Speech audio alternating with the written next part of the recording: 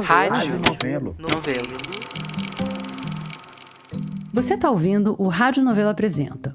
Eu sou a Branca Viana. A gente brinca aqui na Novelo que a gente não leva muito jeito para a história fofinha. As nossas primeiras séries foram sobre feminicídio e Jair Bolsonaro. E dali para frente foi só ladeira abaixo. Milícia, corrupção no futebol, crise climática, racismo estrutural, só delícia. A gente começou a falar assim, não tem jeito. Se a gente for fazer uma série sobre cachorrinhos, vai acabar sendo sobre tráfico de órgãos caninos. Agora, no Rádio Novelo Apresenta, a gente pensou, essa é a nossa chance. Não tem que fazer história séria o tempo todo. Vai poder falar de bicho fofo, de cultura pop, de skincare, de todas as nossas futilidades preferidas. O episódio de hoje tem tudo isso, mas no fundo é sobre extinção. Sobre coisas que estão em perigo de acabar e o que a gente periga perder com elas, e sobre coisas que já acabaram e o que o buraco que elas deixaram diz sobre a gente. Eu sei, a gente ainda está trabalhando na fofura. A nossa primeira história hoje é sobre uma profissão que já entrou em extinção. O que não deveria ser muito surpreendente, na verdade, porque era uma profissão de um homem só, que ele próprio inventou. Aqui, a Flora Thomson DeVoe para contar a história. No fundo, fazer um plano de segurança é um exercício de imaginação. Imaginar cenários de guerra, de emboscada, mapear o imprevisível.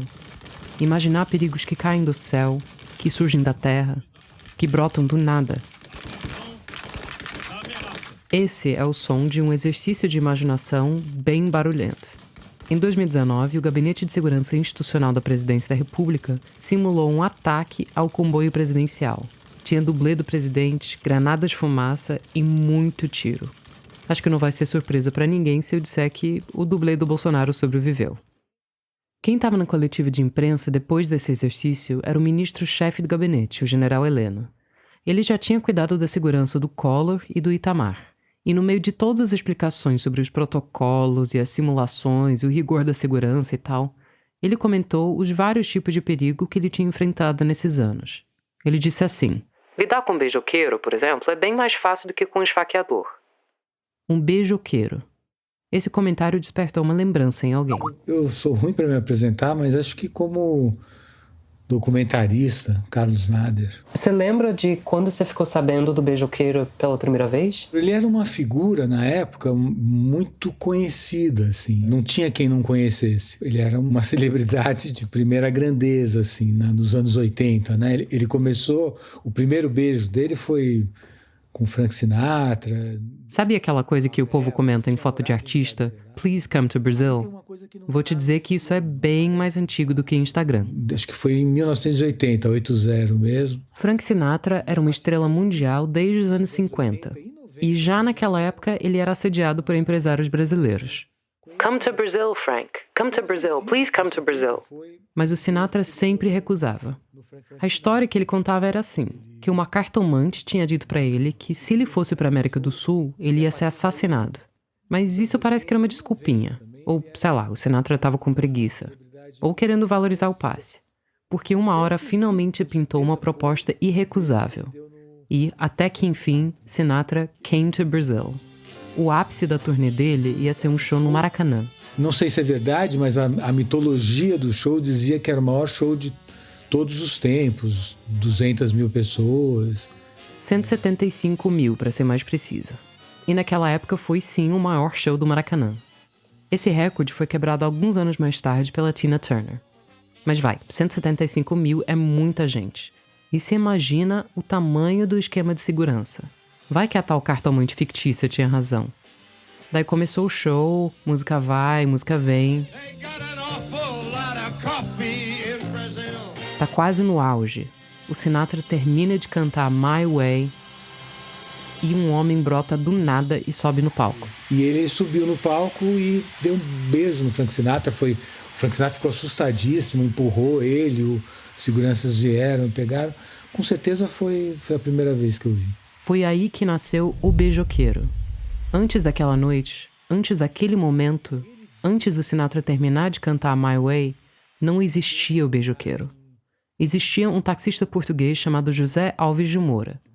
Mas ele era um taxista português com uma missão de vida. Segundo ele, foi uma espécie de iluminação, de mensagem divina. Frank Sinatra deu uma entrevista no jornal famoso no Rio de Janeiro, dizendo que estava com medo de ir ao Brasil porque corria o risco de levar um tiro. Aí eu pensei, em vez de ele levar um tiro, vai levar um beijo para provar ao Frank Sinatra e ao mundo que no Brasil não existe somente violência. Essa voz é do próprio beijoqueiro. É de uma entrevista que saiu num filme que o Carlos Nader fez. Foi o primeiro filme do Nader, na verdade.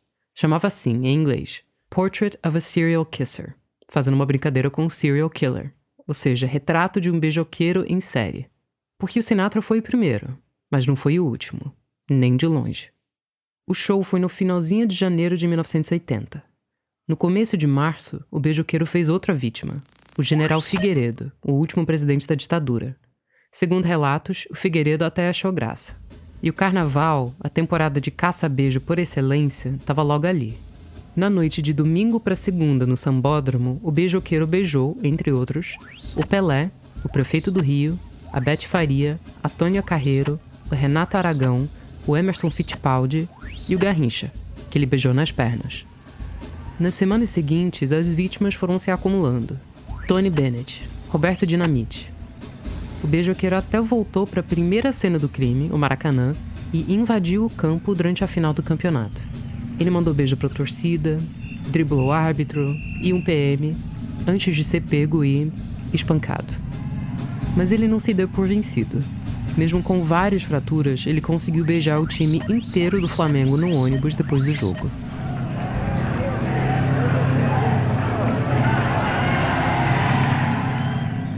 O beijoqueiro parecia imparável. Ele até cantou a bola da próxima conquista. Em junho daquele ano, outra celebridade internacional ia vir para o Brasil pela primeira vez.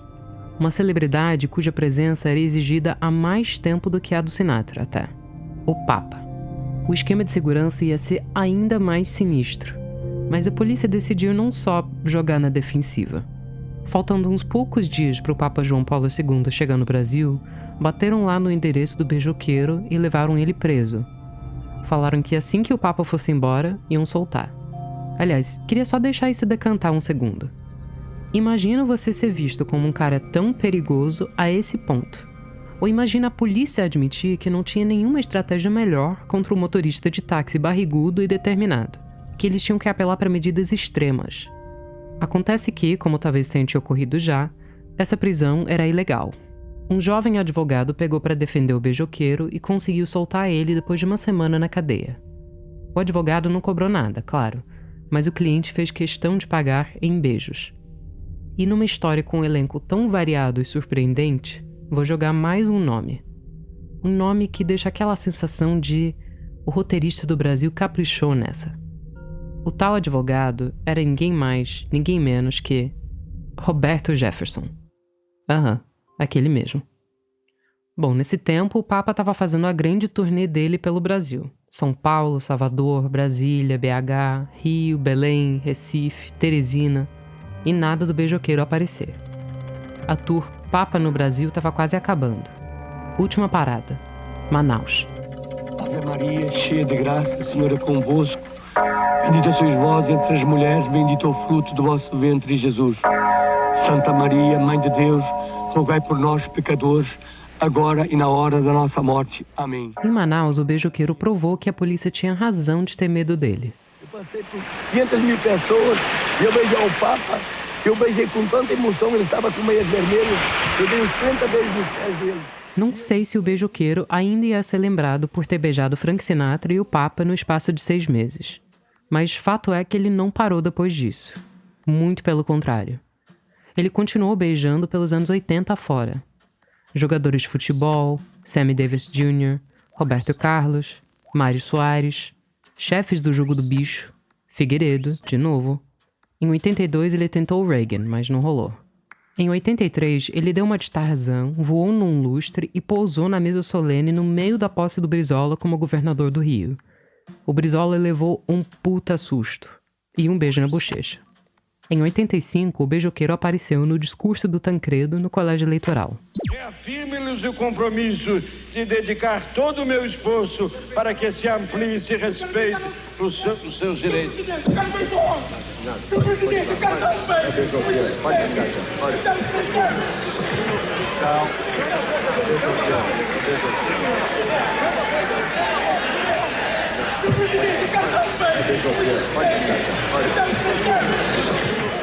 O beijoqueiro chegou muito perto de beijar o presidente eleito. Segundo relatos, quem barrou foi um jovem neto do Tancredo, um tal de Aécinho. Mas ele ficou, segundo ele passou a noite inteira dentro do duto do ar-condicionado do Congresso, em Brasília. Imagina, e disse que assim, era apertado para ele.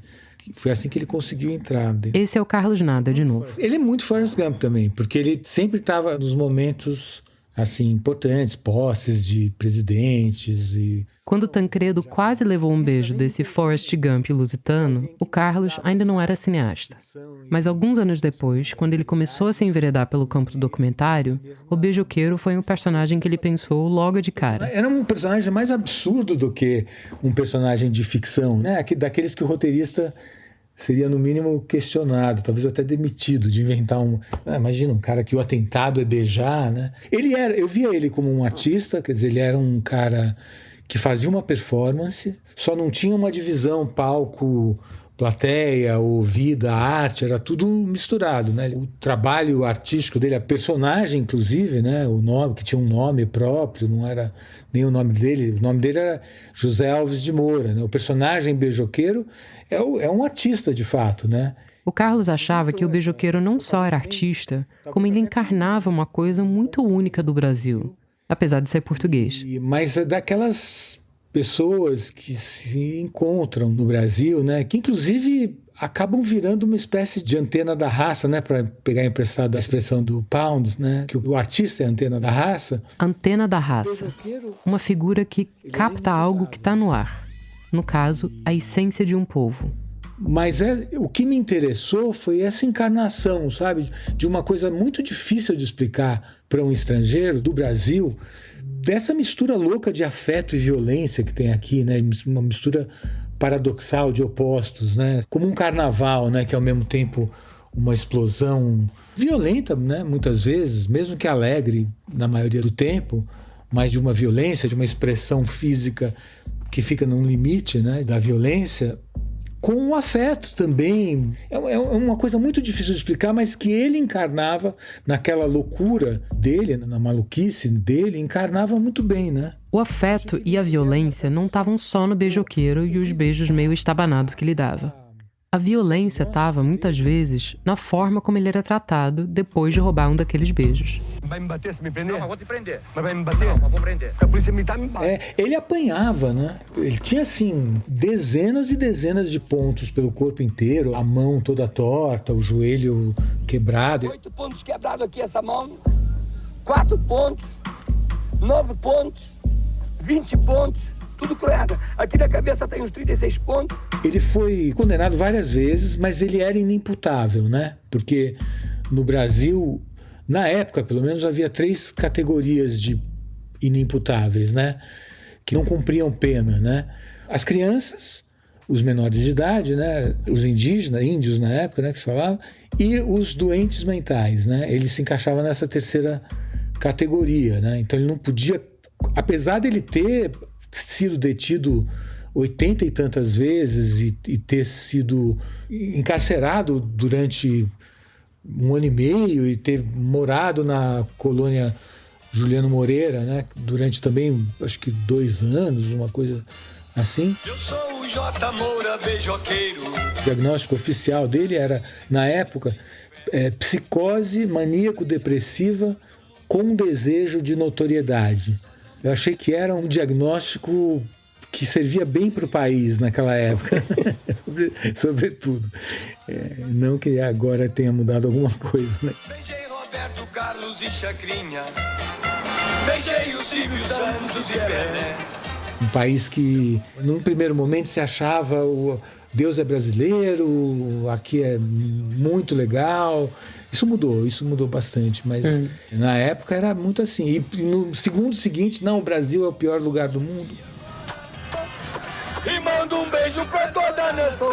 Ele diz que ele tomou uma coronhada uma vez, quando ele era motorista de táxi, e que a partir daí é que ele mudou e tal, ele deixou isso escapar. Mas não sei. Acho que também faz parte da mitologia, assim, sabe? Era psicose maníaco-depressiva, né? Atual bipolar, né? Que hoje chama bipolar. Ele ficava quase sempre em mania e pouquíssimo em depressão. E foi o que eu vi mesmo, assim, na convivência, era isso. A convivência entre o Carlos Nader e o beijoqueiro começou mais de uma década depois daquele primeiro beijo, do Frank Sinatra. Foi em 92. O Carlos tinha conseguido vender a pauta do beijoqueiro para uma produtora estrangeira. Tudo na vida é gancho, então eles aproveitaram que naquele ano ia ter outro mega evento no Rio. A Eco 92, né, aquela primeira conferência ecológica que foi realizada aí no Rio de Janeiro, e até então foi a maior reunião de chefes de Estado e tal. Maior reunião de chefes de Estado do mundo. Presas perfeitas para o beijoqueiro.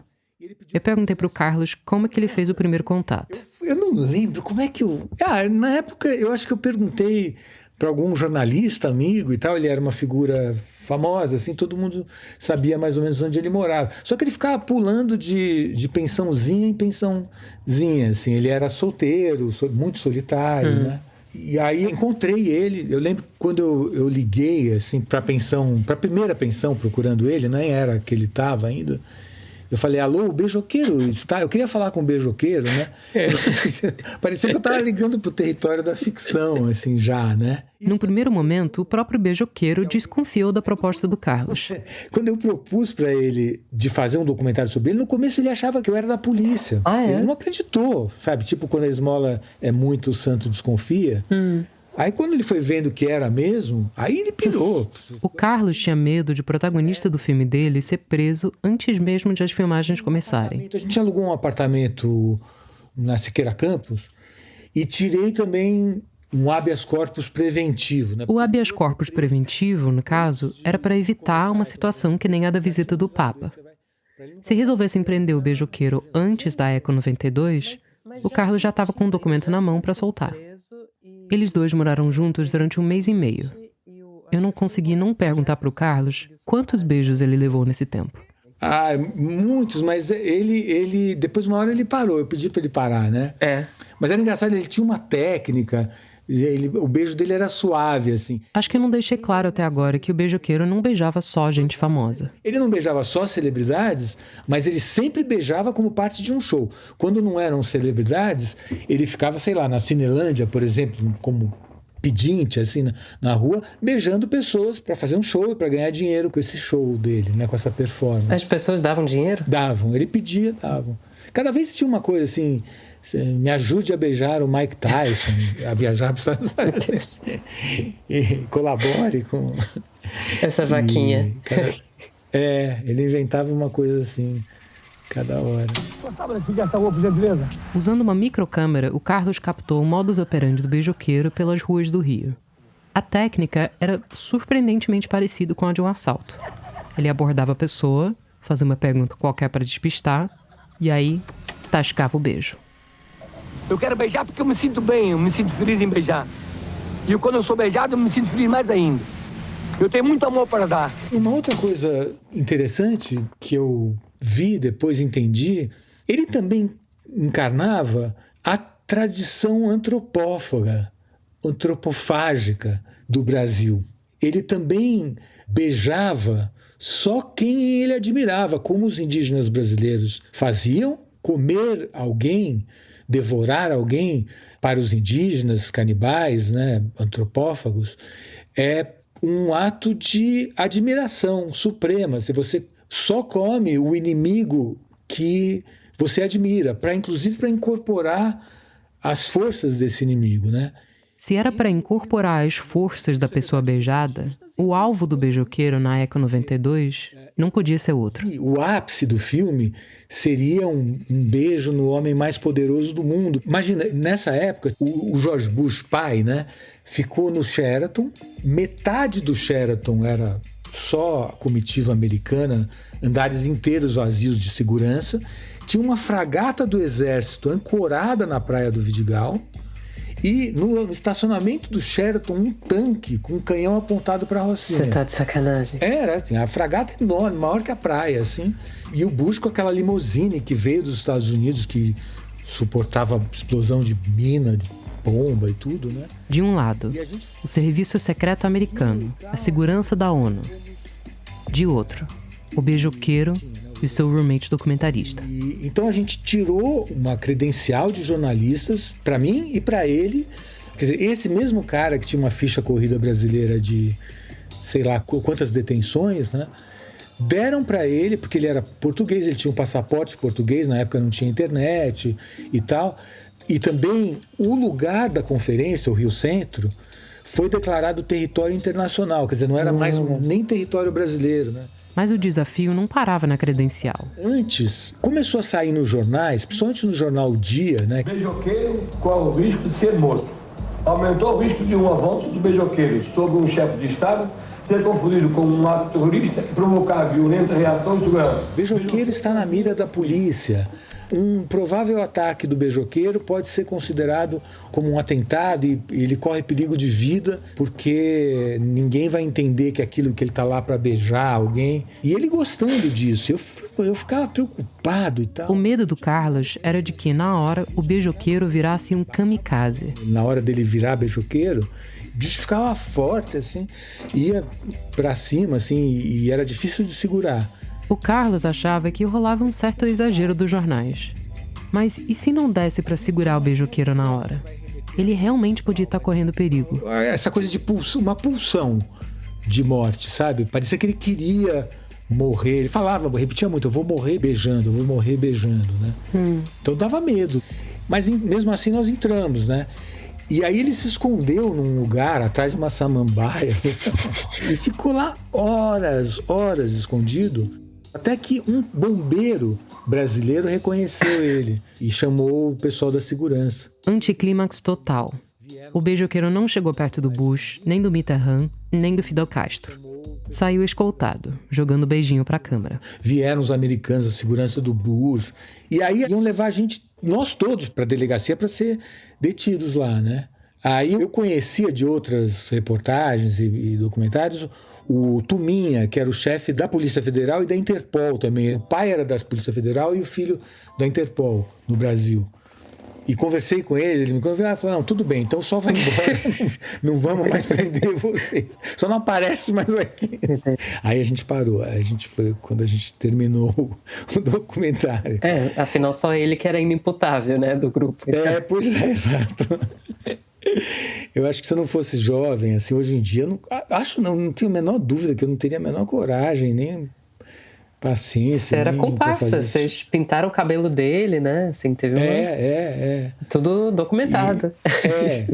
É que não é um crime, né? Beijar não é crime, né? Beijar não é crime, né? Na verdade, desde a época do beijoqueiro, a legislação mudou.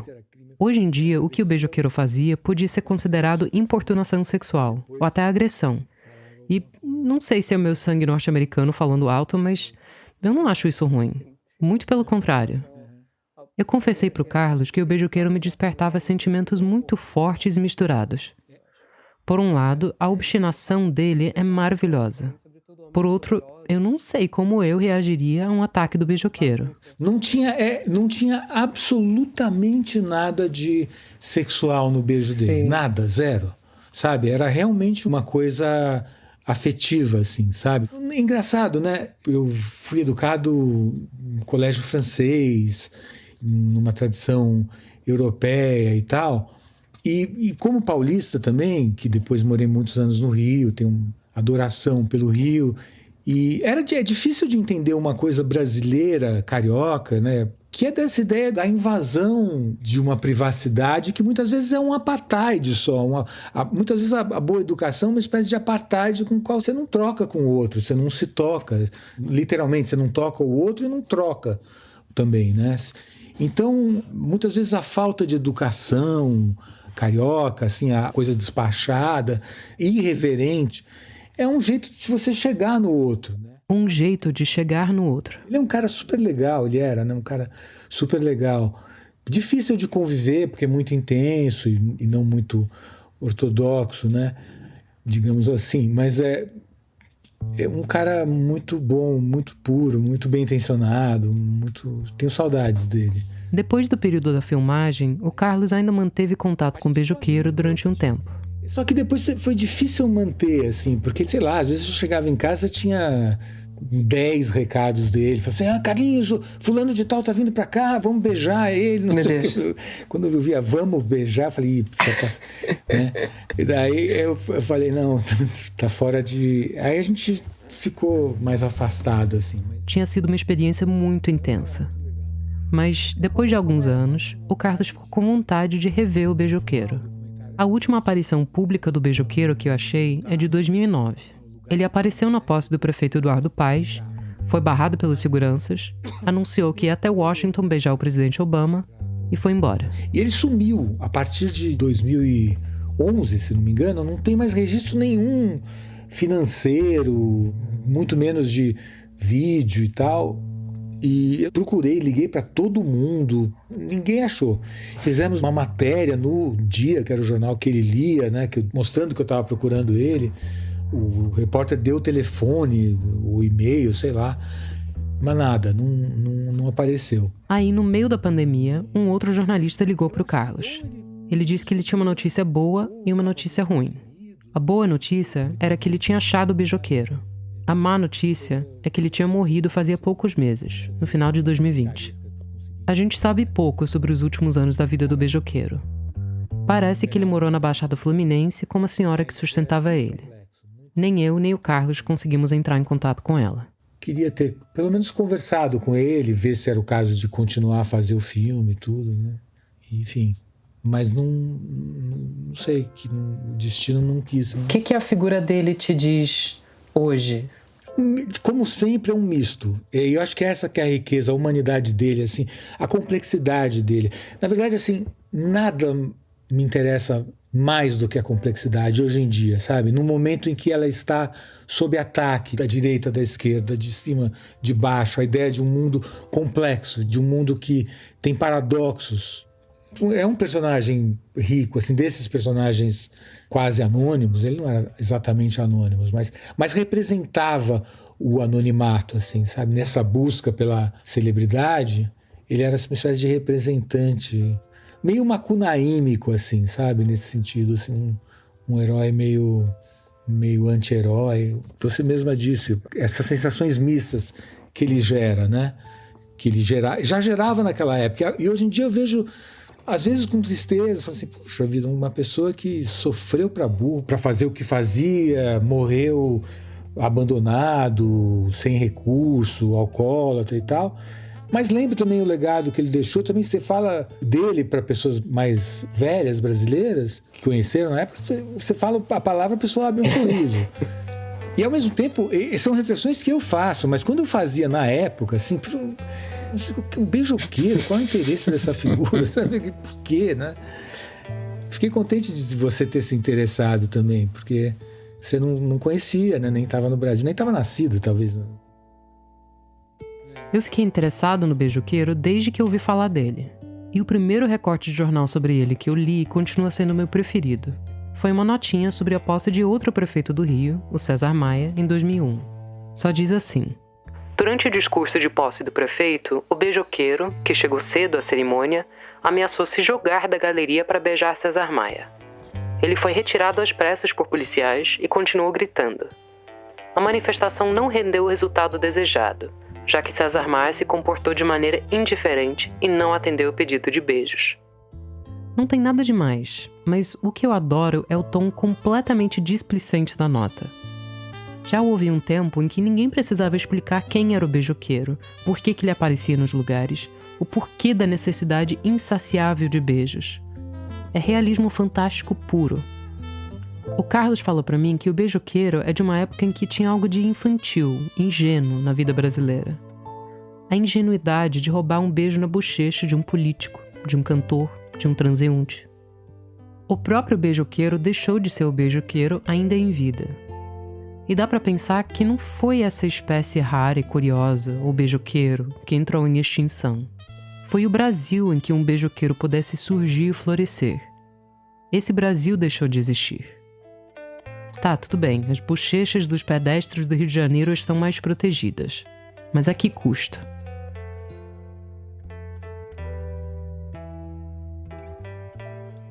Flora Thomson DeVoe, diretora de pesquisa da Novelo.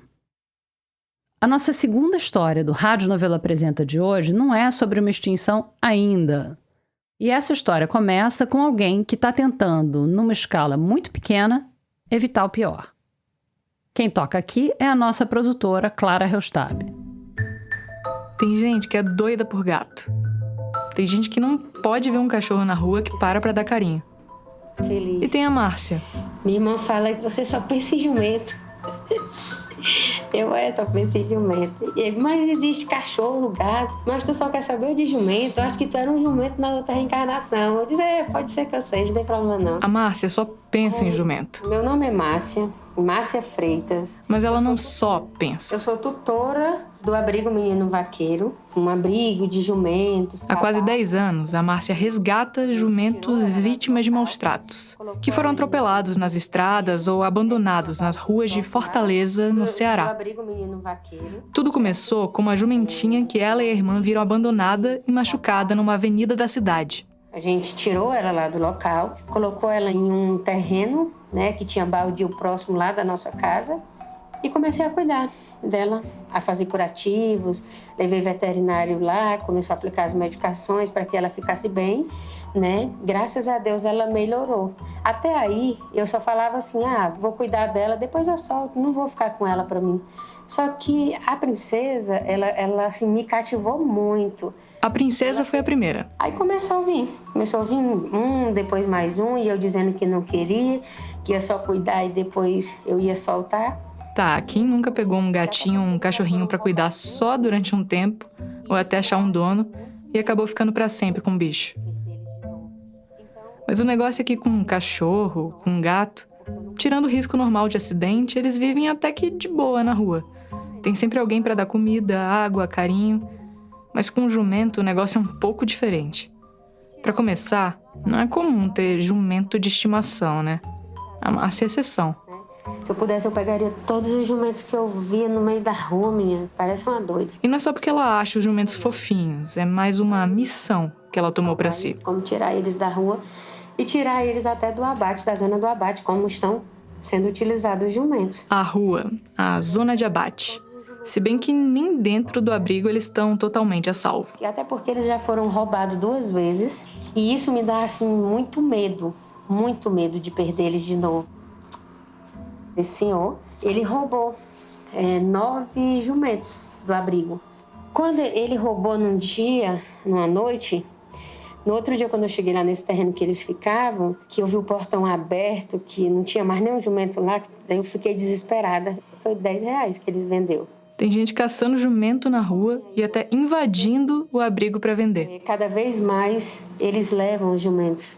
Cada vez mais os jumentos são abatidos. É difícil. Porque as pessoas, elas não se conscientizam que o jumento é um símbolo do nosso Nordeste. As pessoas não estão nem aí, não. A gente não vai demorar muito tempo para desaparecer. Não vai demorar para acabar. Acabar aqui não é força de expressão, não, tá? Eu sei que quando você pensa em animal em extinção, não deve ser um jumento que vem na sua cabeça. O que vem provavelmente é, sei lá, um mico-leão-dourado, um lobo-guará, uma onça-pintada. Mas vamos voltar um pouco nessa história. A gente acabou de ouvir a Márcia falando que jumento é o símbolo do Nordeste. E meu sotaque não nega, né? Eu fui criada no interior da Bahia, numa cidadezinha minúscula chamada Palmeiras, na Chapada Diamantina. O clima de lá estava longe de ser aquela caatinga braba de solo rachado e cacto para todo lado, né? Imagem que muita gente de fora tem do Nordeste. Mas a gente tinha, sim, períodos longos de seca. E eu lembro de ver, nessas épocas mais secas, que quem morava na zona rural e não tinha cisterna ou poço, usava os jumentos não só como meio de transporte, mas também para carga, para transportar água, principalmente. Quando eu era criança, no fim dos anos 90, começo dos anos 2000, essa era uma cena bem comum, ver uma pessoa passando com um jumento carregando uns galões enormes de água. E essa não era uma cena comum só em Palmeiras, claro. Era no Nordeste todo. Antes ele era muito utilizado para o trabalho, super importante para a população local. Essa é Mariana Gameiro. Ela é pós-doutora em antropologia veterinária e social.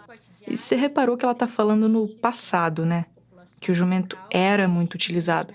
É que a gente passa por um processo de modernização do Nordeste que é importante. Então, pavimentação das estradas, construção de cisterna e sistema de distribuição de água, a questão da motorização da sociedade, quer dizer, as pessoas usam cada vez mais moto ou outro tipo de transporte motorizado. Então, com isso tudo, o jumento começou a perder um pouco da importância econômica. O jumento começou a perder importância econômica. Eu acompanhei isso também lá em Palmeiras. Na feira que rolava todo sábado na praça principal, eu comecei a reparar que o que costumava ser uma espécie de estacionamento de jumentos estava virando um estacionamento de motos. E se o meu depoimento pessoal e a fala de Mariana ainda não foram suficientes para te convencer, o próprio Lula, que era presidente nessa época, falou sobre isso recentemente naquela tal entrevista que ele deu para o podcast Flow. Se liga. A coisa mais orgulho que eu tinha quando eu chegava no Nordeste, os caras falavam, Lula, eu encostei o meu jumento e comprei uma motocicleta. O governador do Ceará me contou que ele encontrou 8.000 jumentos abandonados. Sabe, ele teve que criar um lugar para guardar o jumento, porque o cara evoluiu. E essa mudança de cenário teve duas consequências principais. A primeira é do ponto de vista da apreciação simbólica que a gente faz do jumento, quer dizer, ele passou a ser associado muitas vezes a uma coisa antiga, ou pouco evoluída, digamos assim. Um outro reflexo desse processo de modernização, urbanização e tudo mais é que os jumentos acabaram sendo abandonados. Isso traz uma série de outros problemas, mas eu vou deixar você falar, porque senão eu vou falar tudo de uma vez. Aconteceu com as fábricas de tecido na Revolução Industrial, lá na Inglaterra. Aconteceu com a chegada das motos no Nordeste. E o jumento não ficou só desempregado, digamos assim. O bichinho acabou sendo deixado de lado, abandonado mesmo. Eu cansei de ver os animais magricelos vagando pela cidade ou soltos na estrada, por exemplo. E lembro das notícias sobre acidentes de carro envolvendo jumentos. Ninguém parecia dar muita importância para a situação. Tipo, não tem mais função para o jumento, vida que segue. Só que o estorvo de uns é o tesouro de outros, né? E eles estão comprando jumentos no Nordeste inteiro. Esse é Eduardo Bezerra, membro da União Internacional Protetora dos Animais. O eles que Eduardo está falando, que estão comprando os jumentos nordestinos, são os chineses. Mas o que a China quer com jumentos? Eles querem o couro porque o colóide que liga o couro à pele dos jumentos é a matéria-prima para uma panaceia que eles têm da cultura deles, que chama Ejal, que é, sei lá, um remédio para impotência, aquelas coisas de... Tem gente que fala que ele é comida, gente fala que ele é remédio. Ele, no caso, é o Ejal, a tal panaceia chinesa. E essa moça que tá falando... Em chinês é Bao Hongjuan, tá? Então eu sei que tá difícil falar. Ainda pode me chamar de Ju ou Jubao, que é mais fácil. A Jubao mora no Rio de Janeiro há mais de 10 anos. É professora de chinês e tem um canal no YouTube em que ela conta, em português, aspectos da história da China. A gente foi atrás da Ju para entender o que é o Ejal. Olha aqui, ele é meio parecido a uma bala. Na verdade, muito parecido com o jujuba também. Bala, jujuba. Ok, eu imagino que você esteja torcendo o nariz aí para uma jujuba feita de pele de jumento. Eu também estranhei quando eu ouvi. Mas aí eu lembrei de uma coisa que é até bem comum nas casas brasileiras e cuja origem não é tão diferente assim do Ejal. A geleia de mocotó. Você tá ligado que o mocotó é feito a partir do cozimento de osso, pele e cartilagens de boi e de porco, né? E o pessoal passa feliz a geleia na bisnaguinha, come no café da manhã. Tem também as gelatinas. Não sei se todo mundo sabe que a maioria das gelatinas e das balas de goma são feitas num processo bem parecido. Eu evito pensar nisso quando eu tô comendo uma jujuba, mas essa consistência dela nada mais é do que colágeno animal. Fora umas poucas marcas veganas que fazem jujuba e gelatina a partir de algas marinhas, quase todo o resto é feito num processo chamado hidrólise parcial de colágeno. Funciona assim: o couro, os ossos e os tecidos de ligação desses animais são triturados, jogados num ácido que separa o colágeno dos outros resíduos. Depois esse colágeno é fervido e fica com aquela consistência gelatinosa. Com o edial é a mesma coisa, só que para ele ser um edial verdadeiro, o único animal usado nesse processo tem que ser o jumento. E é bem comum encontrar ele numa textura parecida com a de jujuba mesmo, tipo uma bala de goma. E é todo um universo. Eu achei até uma versão de edial mais gourmet com gergelim preto, semente de nogueira, açúcar e vinagre de arroz. A aparência na foto é meio de um misto de jujuba com torrone. Parece até gostoso, não vou mentir. Então, você tem vários jeitos para tomar ele. O jeito mais fácil é você colocar com água quente e juntos com açúcar mascavo. Aí ele mistura, meio parece uma chá. É gostoso. Mas o negócio é que, diferentemente da gelatina e das jujubas, o edial tem fins medicinais. Principalmente é para tratamento das doenças que ligam com mulher. Eu não sei como falar isso à toa quando você tem menstruação. A Ju lembrou de cara do uso do edial para dores e desconfortos da menstruação. Tipo cólica mesmo. Mas dependendo do site, o edial é vendido com promessas diferentes. Desde remédio para dor de cabeça, passando pelo combate ao envelhecimento, até cura para impotência sexual. Um verdadeiro elixir da juventude. Exageros à parte, a gente encontrou sim um estudo que dizia que o edial tem um efeito hematopeico. Quer dizer, que aumenta a quantidade de hemácias no sangue e, portanto, ajuda no tratamento de doenças como anemia e até os efeitos de perda de sangue durante a menstruação. No caso dos incômodos menstruais, aliás, a Jubal garante que o edial é tiro e queda. Dor de cabeça, dor na barriga. O edial é extremamente bom para isso. Esse funciona. Eu fiquei muito intrigada para saber de onde veio essa ideia de jujuba de jumento como panaceia chinesa. Bom, primeiro eu encontrei que o registro mais antigo sobre edial apareceu num compilado de medicina chinesa chamado Matéria Médica de Shennon, que estima-se ter sido publicado no século III a.C. Esse é um livro clássico da medicina, dá para achar em português em qualquer livraria online, por exemplo. Mas acontece que aí, nessa primeira aparição do edial, está escrito que ele pode ser feito a partir da pele de qualquer animal. Ou seja, por essa definição, qualquer jujuba ou qualquer gelatina, se não vegana, então, podia ser edial. Isso até 1723, quando foi publicado um relato de viagem de um jesuíta francês. Está no texto desse jesuíta, chamado Dominique Parrenin, o primeiro registro de que o edial, para ser verdadeiro, tem que ser feito exclusivamente de pele de jumento. O Parrenin escreveu que o edial verdadeiro era fabricado só para a corte da dinastia Qing, que inclusive foi a última dinastia imperial da China, e que para ser de verdade mesmo, ele tinha que ser feito a partir da pele de um jumento preto. Tinha que ser preto. E tinha também que ser um jumento recém-abatido e bem nutrido. Específico, né? E mesmo sendo um artigo de super luxo, fabricado por uma minoria de chineses, só a corte, não tinha população de jumento preto bem nutrido que desse conta do tamanho da demanda. E aí, lógico que começou a aparecer edial falsificado, feito de mula, cavalo, camelo, porco e até de sapato velho. E a Revolução Cultural de Mao Tse-tung, que inaugurou o comunismo chinês, não acabou com o edial.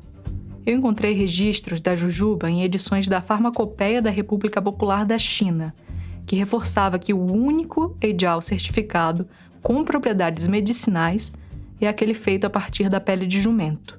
Mas até aí era uma coisa muito restrita a um grupo pequeno de chineses que podiam pagar pelo edial. Até que, com o começo da abertura econômica da China, entre os anos 90 e 2000, começou a circular a história de que o edial não era só um remédio multiuso poderoso. Ele era também um produto de beleza. E vamos combinar que beleza vende mais do que saúde, né? Então, quando você ficando mais rico, mais de condição, as meninas sempre querem ficar mais bonita, de ficar mais jovem para sempre.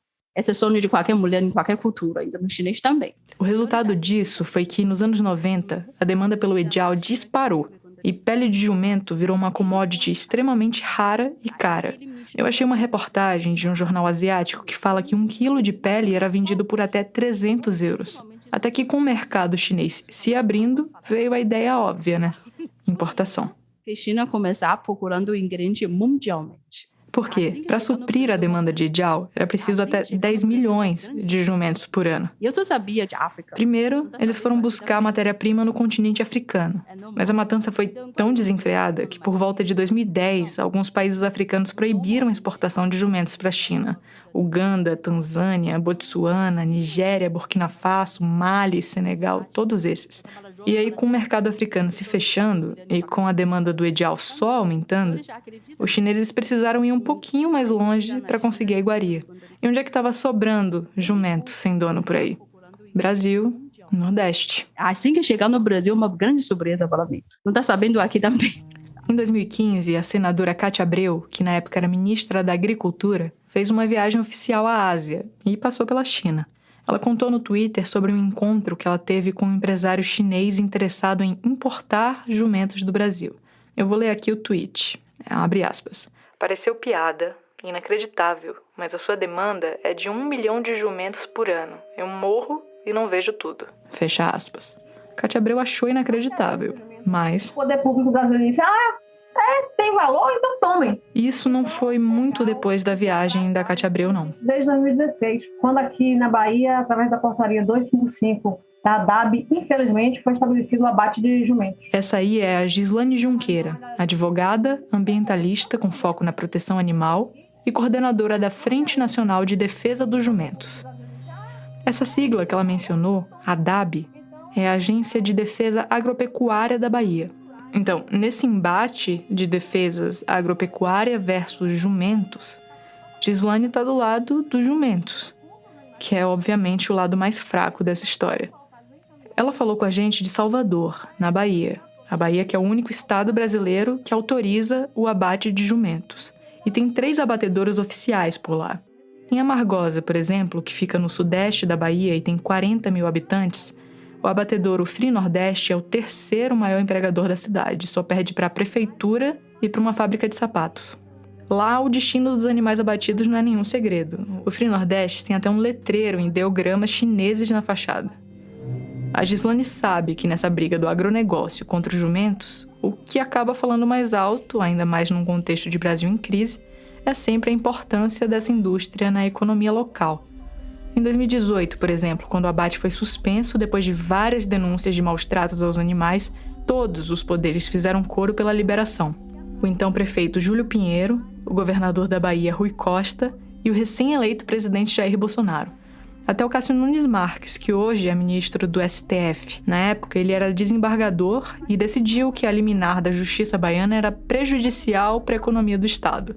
O argumento do prefeito de Amargosa seguia pela mesma linha. Porque eles alegaram de que o fim do abate de jumentos iria causar um dano ao município. O que não é verdade. Os frigoríficos que abatem jumentos, eles têm também outra atividade.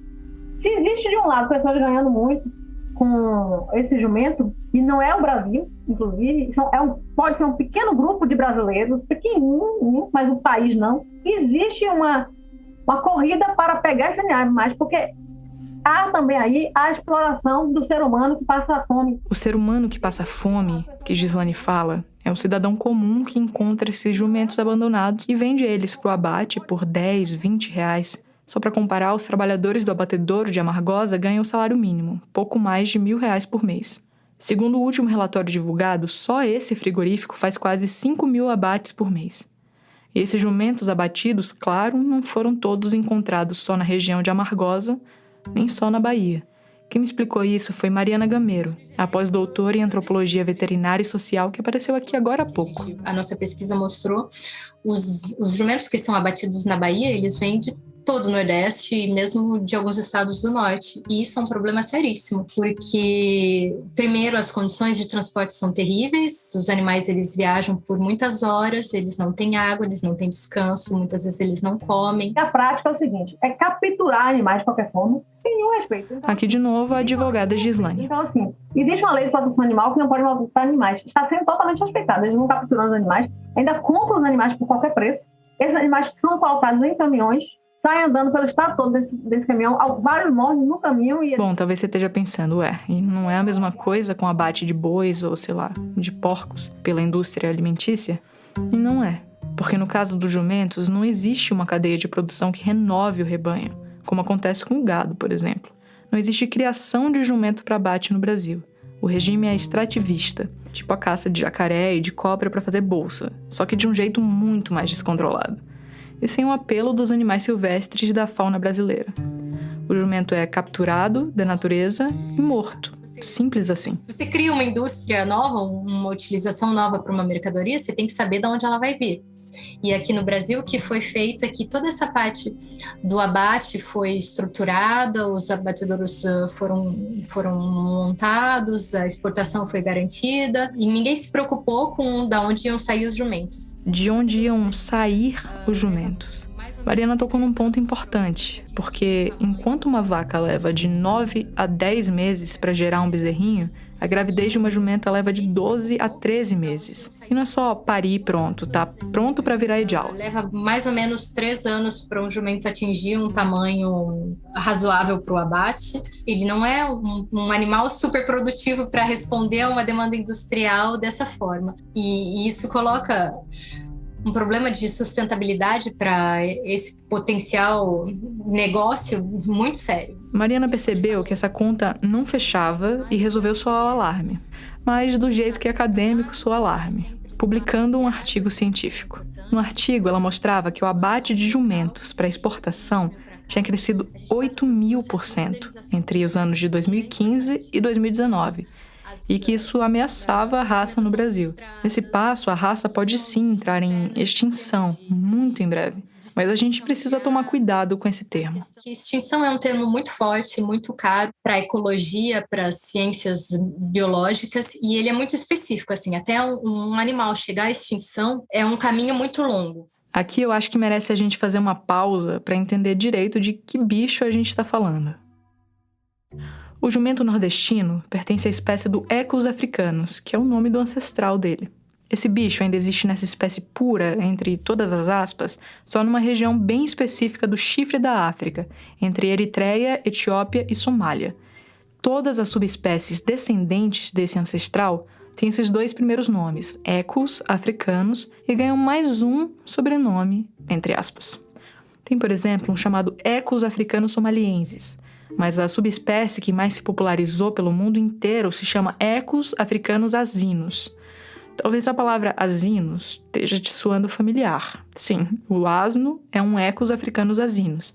Aliás, vários xingamentos em português, todos sinônimos de idiota, pertencem a essa mesma subespécie. Equus africanus asinus. O asno, o jerico, o burro, o jumento, é tudo sinônimo. Um parênteses aqui porque tem um detalhe de nomenclatura que complica ainda mais essa taxonomia que a gente está esmiuçando. Aqui no Brasil, a gente chama de burro 2 bichos diferentes. Tanto o asno, o jumento, o jerico, etc., quanto o cruzamento desse bicho com um cavalo, que é um bicho híbrido, que não consegue procriar. Quando é fêmea, a gente chama esse híbrido de mula, que também é xingamento, aliás. Acontece que, mesmo tão difamado, o jumento fez sucesso mundo afora porque ele é um bicho muito forte, muito resistente e muito tolerante com a encheção de saco dos homens. Quer dizer, o jumento sempre foi muito útil como bicho de carga. Eu vi um estudo dizendo que o jumento, inclusive, foi domesticado antes do cavalo. Tem monumento egípcio com o jumento desenhado, contando a história da viagem de Abraão ao Egito. O jumento aparece muito no Gênesis da Bíblia. Eu li também um estudo que fala que o jumento, aliás, foi um fator crucial para a manutenção da unidade nacional brasileira. Porque em muitas partes do nosso território, na ausência de rios navegáveis, o único meio que permitia o transporte de mercadorias para exportação eram os burros de carga. Fala aí, a gente deve muito aos jumentos. Agora calma que a subespécie dos jumentos, o Equus africanus asinus, não corre risco de extinção. Quem está sendo ameaçado por essa corrida maluca pelo couro para fazer ideal é a raça jumento nordestino, que é só uma das 3 raças do Equus africanus asinus no Brasil. E foi a antropóloga Mariana Gameiro que me contou isso. A gente tem no Brasil 3 principais raças de jumentos. O jumento nordestino, o jumento paulista e a iotega. O jumento nordestino é o mais numeroso e o menorzinho deles. Mas eu confesso que olhando assim, eu não ia conseguir diferenciar uma raça de jumento da outra. Não é que nem cachorro, que é impossível confundir um pincher e um labrador. Mas, aproveitando o paralelo com os cachorros, é como se só o poodle tivesse ameaçado de extinção. Ainda ia existir cocker spaniel, pitbull, dálmata e por aí vai. E talvez a ameaça ao jumento nordestino nem seja só porque nem todo mundo é como Márcia Freitas, aquela do abrigo menino vaqueiro que é louca por jumento. Aparentemente, o público não embarca tanto no alerta da ciência quando uma raça fica ameaçada de extinção. Mico-leão-dourado, onça-pintada, lobo-guará, tudo isso é espécie. Ameaçar uma espécie chama mais atenção. Realmente soa muito mais irreversível do que a extinção só, entre aspas, de uma raça, né? Tipo, o que o mundo perde se o jumento nordestino sumir do mapa?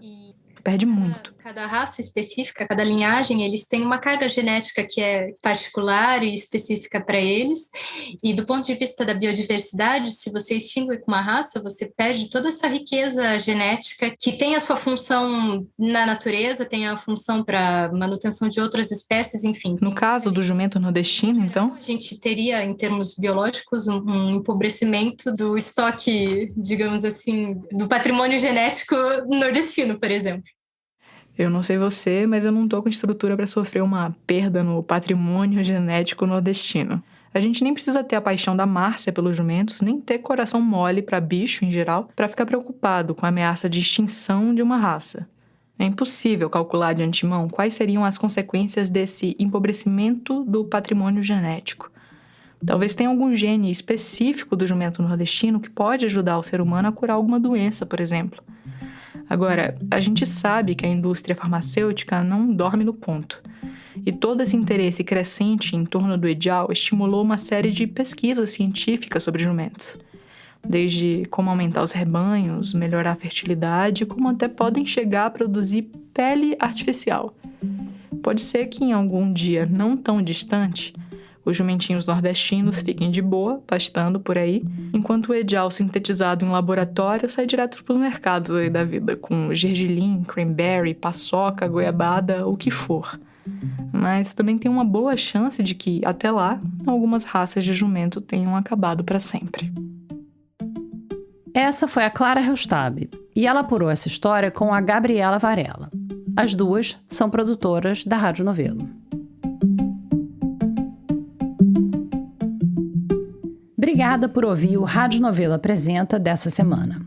Se você quer saber mais sobre as pautas aqui desse episódio, te convido a visitar o nosso site radionovelo.com.br. O site está lindo, cheio de novidade, prometo que vale a sua visita.